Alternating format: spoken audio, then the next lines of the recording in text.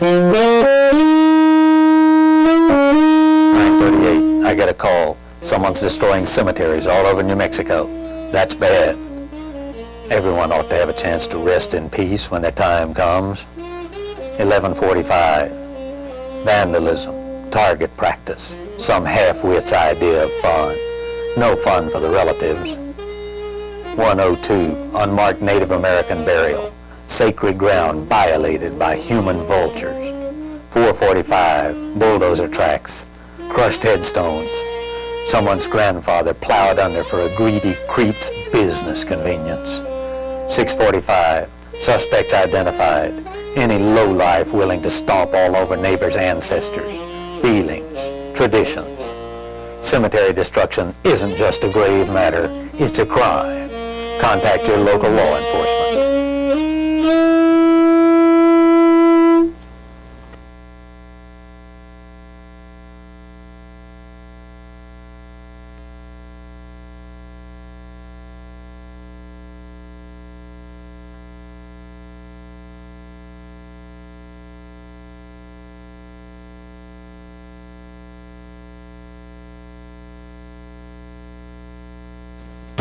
Historic buildings, cemeteries, ghost towns, forts, archaeological sites create a family album of New Mexico. Any kind of destruction through vandalism, relic collecting, indifference, economic short-sightedness is like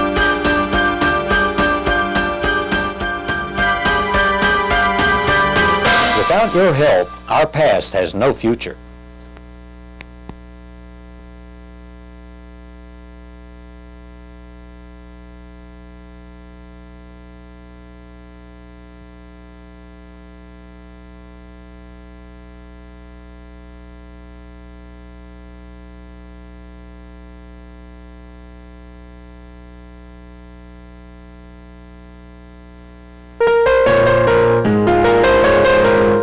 Archaeology is scientific teamwork. It creates history where no written history exists and adds to the history we know. It connects us with our ancient heritage, helping us better understand our cultural similarities. It can help solve problems of today and plan for tomorrow. Any kind of destruction of this past can never be recovered. Without your help, our past has no future.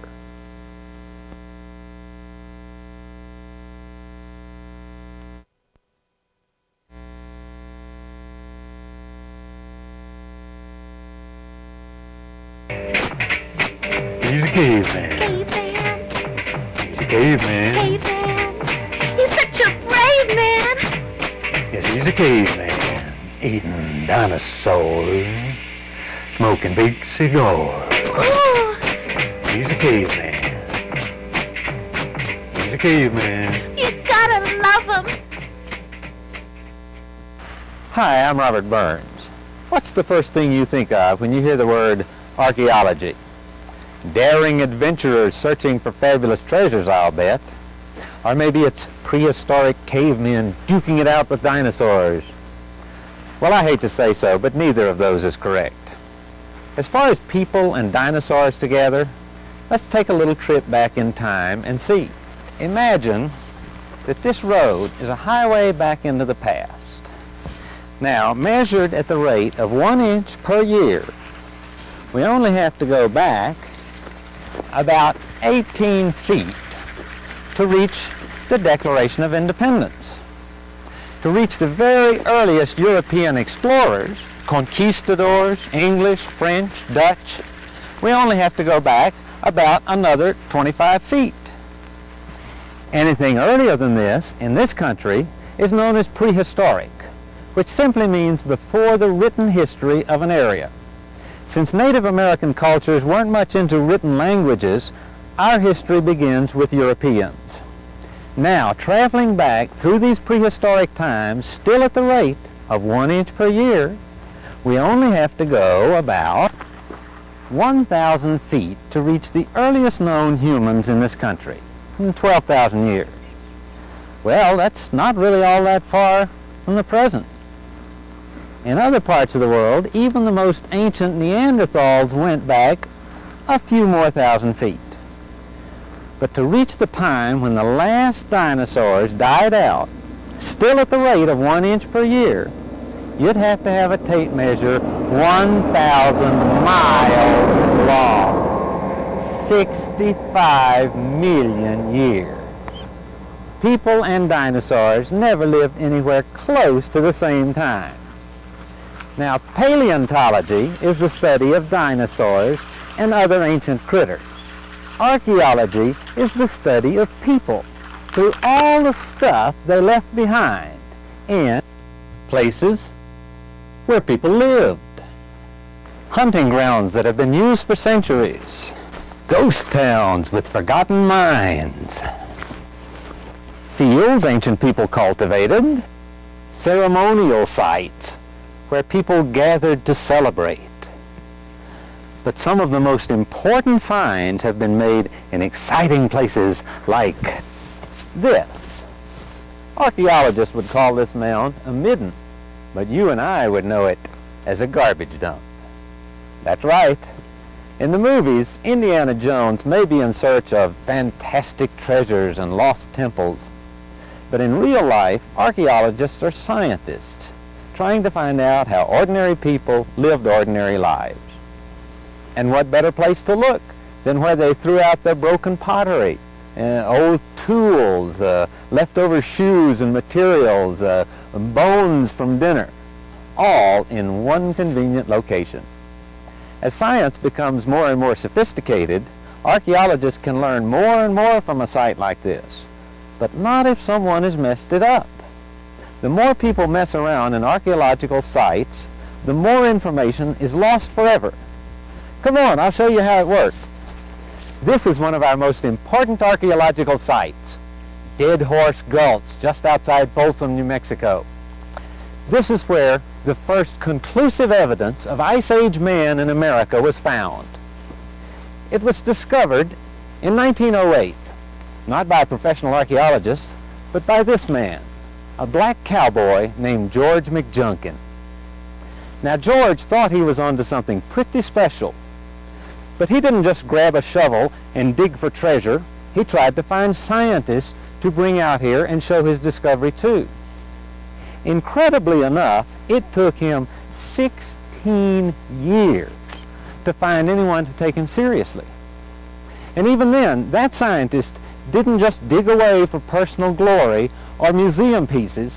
He contacted other professionals.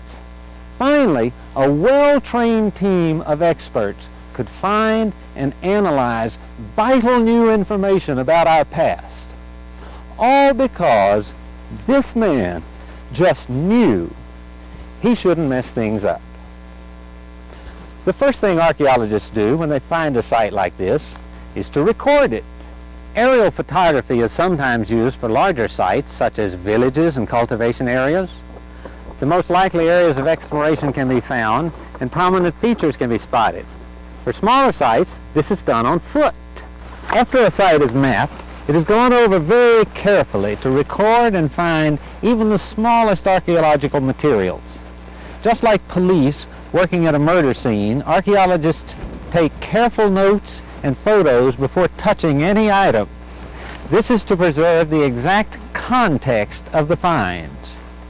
Now, context means what is on top of, beside, behind, or beneath something else. And this association of two items is really important in being able to interpret the use or meaning of an artifact. For instance, some future archaeologists stumbling upon this lovely copper orb left over from today might wonder if it were the work of an artist, such as a Fabergé egg, or perhaps it was part of an electrical apparatus. But if it were found in a lot of broken porcelain in what was known to have been the bathroom, then they could figure out it's a toilet float. So you can see it's very important to bring the archaeologist to the artifact rather than the artifact to the archaeologist. Which of course brings up the question, what exactly constitutes an archaeological artifact? Simply put, An artifact is anything that seems to have been made by or used by people.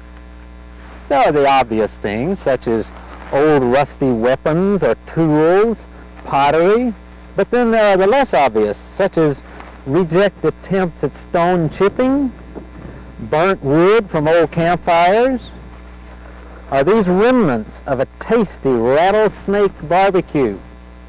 Today's picnic bones become tomorrow's artifacts. As a matter of fact, even just dirt can be important. These darker areas show where wooden posts used to stand. At a different location, filled in by clay deposits, the archaeologists kept running across little air pockets as they dug. Just air bubbles, until one enterprising guy filled one of these pockets with plaster of Paris on his lunch break. When the plaster set, he discovered it wasn't an air bubble at all, but a perfect mold of a long rotted away corn cob. Nothing but thin air showed what these people had grown and eaten hundreds of years ago. As you can see, any kind of digging, no matter how professional, will destroy some evidence. Fortunately, these days there are all kinds of swell new space-age technologies that allow archaeologists to spot some stuff underground without even digging. There's equipment that can detect subtle differences in ground conditions. Things like temperature variations, electrical and magnetic current fields, even minute differences in gravity itself. Then there's others that bounce currents into the ground and read the results. Things like seismic equipment, metal detectors, electromagnetic equipment, electrical resistivity transmitters and receivers. You and I can't make head nor tails of these weird-looking readouts. But the pros can look at these and spot buried walls, fireplaces, water wells, metal objects, all kinds of things. And look at this. Global Positioning System. This little gizmo gets signals from satellites in space to help precisely locate a site, even if it's in the middle of nowhere. All of this great equipment helps the archaeologists, so when it's time for the digging that really is necessary, it can be done with the least amount of damage. Excavations are well planned out and carefully dug. Paintbrushes and dental picks are even used in delicate situations. The dirt that is dug out is thoroughly screened for smaller clues. One of the most important aspects to observe and preserve in digging is called stratification. You know, when you finally get around to cleaning out the back of your closet and you run across that hairbrush you've been looking for, you can tell when you lost it by where it shows up in all the old layers of summer and fall and winter and spring clothes. Well, that's exactly the same thing as stratification. Only here it covers hundreds, if not thousands of years instead of just a few measly months.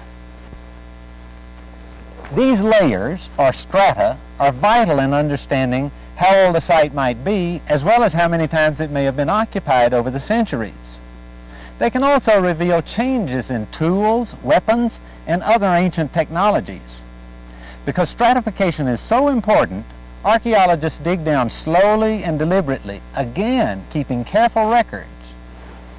Many specialists are involved in tools, pottery, botany, zoology, each knowing just how to handle the artifacts for maximum preservation. Some artifacts have been buried for so long and are so delicate they might just disintegrate if not stabilized and handled just right. Samples of soil are taken because under a microscope even tinier clues can be found. After excavation is complete and artifacts have been set aside for further study, the holes are filled back in again.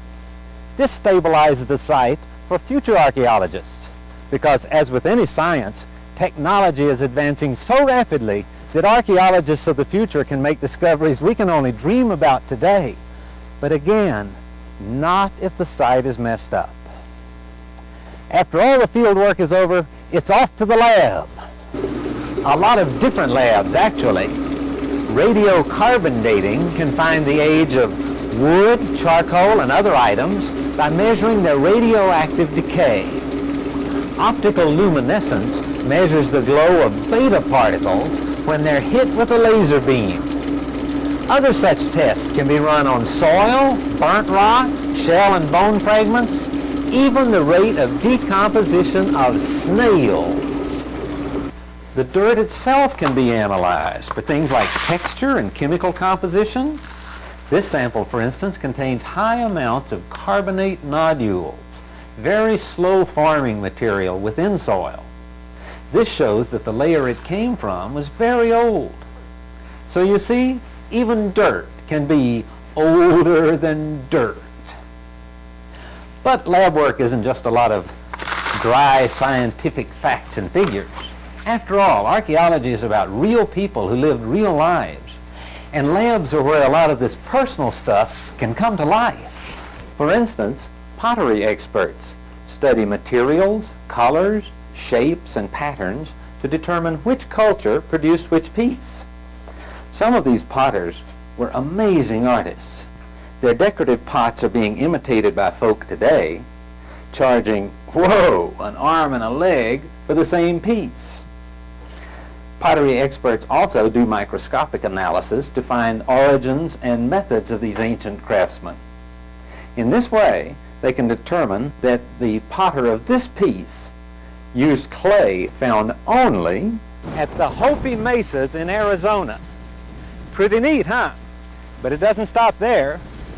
They also discovered that the Hopi that made this pottery didn't just make it for themselves, but for trade with others as well, because it was discovered here at the Alabates ruins 500 miles to the east, all the way across New Mexico into the Texas Panhandle. This shows ancient trade routes, which also work the other way around, of course, because Alabates is a quarry famous for flint that shows up as far west as California. But that's not the end of it. Tests could be run on the residue of the pots in this area to show that the last people that used them rendered buffalo grease in them. Tests can also be run to find out dates. No, not who the potter was dating. That's silly. Thermoluminescence can measure the glow of beta particles in here when they're heated up. This shows the dates when the original clay was fired. All of this information comes from studying little pieces of broken pots and rocks. We all know that in ancient times, flint and similar stones were used for spear and arrow points, as well as knives, drills, and a lot of other tools and weapons. But just how these were crafted can be revealing as to who crafted them and where. Many archaeologists who specialize in tools spend hours creating their own using the same methods, such as with this antler flaker. This gives them better insight into the ancient tool makers, as well as providing examples they can compare microscopically.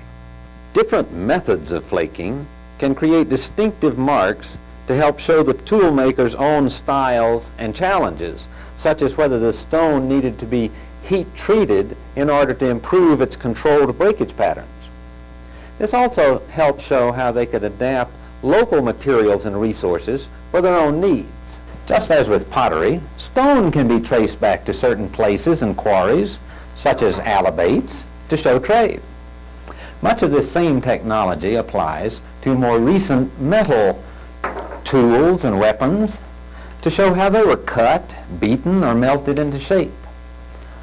Also, like pottery, there can be disgusting residues left on metal and stone weapons that lab work can show just what or who got bashed or slashed with them. Some of the most cutting-edge technology in archaeology today is being done with DNA and other such tests.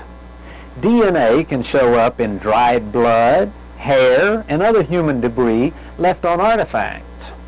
This type of study can show how closely people were related to each other at the time, as well as how closely they're related to people today. Direct links from them to you and me. This is very exciting in our search for genetic clues to health, longevity, and the like. In addition, with all our interest in cultural diversity and pride in our heritage, it can really give us an idea of where we all came from. Of course, the study of human remains is a very delicate one. I mean, it's impossible to thoroughly research ancient people without at least a little study of their bones and such. But today there's greater awareness that every skeleton was once a living human being who was ancestor to a lot of people living today. So when human bones are accidentally come upon, care is taken to treat them with respect and as quickly as possible return them to the appropriate hands for proper reburial or custody. The more frequent study of bones is of animal remains. They can often show a lot more than human bones.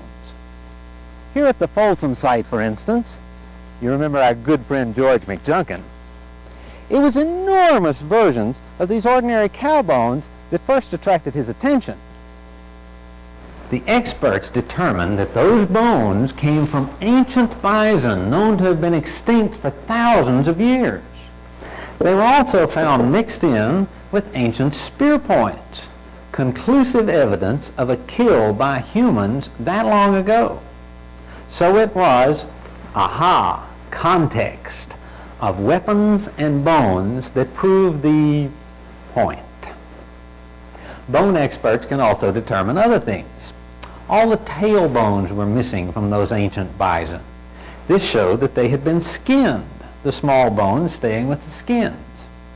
Ancient butchering techniques can be determined, indicating how much of each animal had been used. This could show how much food was available to people at the time, or the capabilities of these ancient butchers to preserve their meat. More about diet can be revealed by which animal bones are found, again, usually in the garbage dumps. However, this isn't always conclusive. The presence of rat bones, for instance, might show that they ate rats. A lot of people did. Or it might just show that they had rats in their garbage just like today. There are many experiences they had that are just like today. In very dry climates, woven items like baskets, clothing, and sandals can remain remarkably intact for hundreds of years. Study of materials and weave patterns can reveal when and where they were made. These artifacts can also give a remarkable feel for the humanity and personality of the owner. Not only did this guy's sandals survive 5,000 years near the Pecos River, so did the remnants of what he stepped in. Which actually leads us to another field of research. The study of dried out human, droppings. That's right. Archaeologists politely call these coprolites. Whoa, talk about you're up close and personal. But seriously, what better way to find out what ancient people ate than to study the remains of the remains?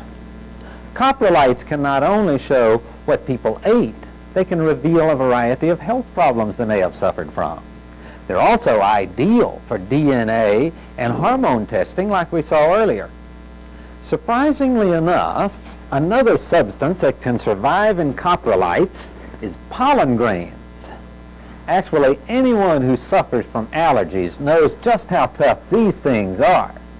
So it should come as no surprise that they can stick around for hundreds of years. Pollen is in the soil, in baskets, cooking residue, everywhere. The study of pollen is not only informative, but it can be extremely relevant to today. If someone claimed they could grow cotton in a desolate place like this, modern farmers would laugh themselves silly. It's too dry, it's too rocky, it's too cold, and there's too much erosion.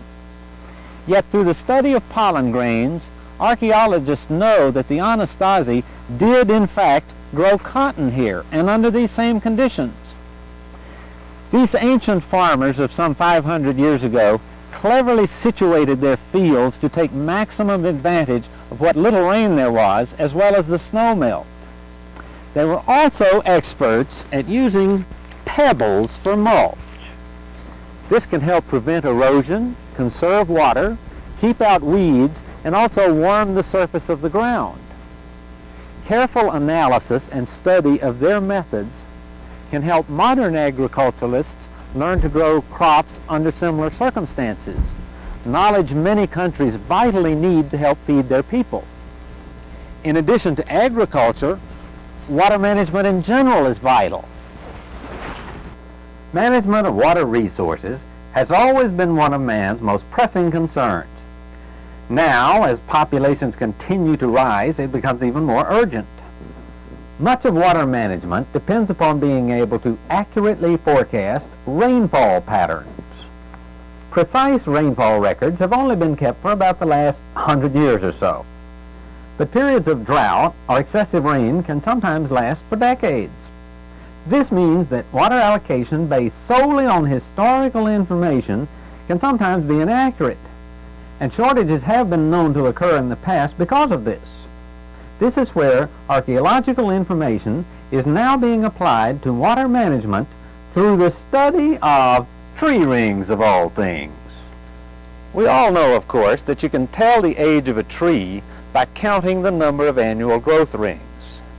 But the width of each ring shows how much the tree grew or how little it grew each year in response to how much or how little rainfall it got. Well, all the trees in the same area will have pretty much the same growth patterns because they all got the same amount of rain. A lot of this knowledge was developed by studying the vigas on old Spanish colonial churches. These tree rings are charted for comparison. An old tree cut down today may show a growth pattern of, say, 100 years.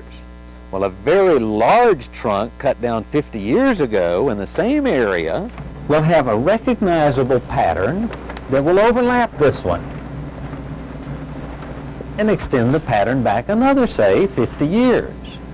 By overlapping the patterns of older and older logs, archaeologists can assemble an accurate rainfall record going back for centuries. This helps today's water resource managers have a better idea of possible problems and be better prepared to deal with them. Tree ring data also help determine that these logs at New Mexico's Chaco Canyon had to be brought in from over 60 miles away, hundreds of years before there were even horses to help haul them. In order to move the thousands of logs necessary for support posts and roof beams by hand, the Anasazi used a sophisticated road system, much of which can still be seen today. As we've seen, ancient people were masters of adaptation and conservation because they had to be. The more we can learn about the way they handled environmental problems, the better we can understand how to deal with them. Unfortunately, there are too many people more interested in destruction of archaeology than preservation. Sites are being lost at an alarming rate. Unthinking traders and collectors systematically destroy every site they can find for a few trinkets and arrowheads. Mindless vandals destroy beautiful, important, even sacred sites for whatever their tiny little brains think they get out of it. Sometimes there are valuable sites intentionally wiped out in the name of profit or business convenience. There are even sites ruined by amateurs, digging without having any idea what they're doing. If you're really interested in archaeology, and we hope you are, join a society somewhere. There's a lot of them out there. Or volunteer at a museum or school. You'll learn a lot more and have a lot more fun than trying something on your own. As you can tell by now, while archaeology may have at one time been about individuals searching for collections and treasures, today it's about teams searching for vital information to help us all. Archaeology creates history where no written history exists and adds to the history we already know. It connects us with our ancient heritage, helping us better understand our cultural similarities as well as our important differences. It helps us solve problems today and plan for tomorrow. Any kind of destruction of this past can never be recovered. It steals from all of us today and everyone in the future. Just ask George. He knew.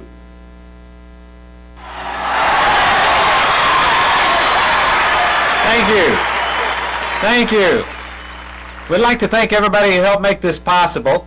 Especially we'd like to thank Bob Shiowitz and Dennis and Sue at Gila, Christy Pipkin, Carl Kleinbach, Teresa Hanley, Miguel Lucero, Fred Owensby and Kay Thompson at Folsom, Doris Morgan and her long-suffering gang, Dabney, Rory, and JJ over at Chaco, Jeff Payne, Harry Myers and Tim and all the office crews that came out to Fort Union, Laurie Rhodes, Chris Tuttle, and Blake the Flaker, Sam Valastro, Mike Collins, Pat and Dale and Wes at Alabates, Ernie Lundelius, Lynn and Jess and the whole Memorial Museum bunch, Henry Magallanes, Father Matt, Governor Johnson, and Elizabeth Munoz at Laguna, Larry Baker, Martine Ledger, a musical thanks to Pat, Joe, Kim, Curtis, and Dino, and thanks to you for watching. Hope to see you next time.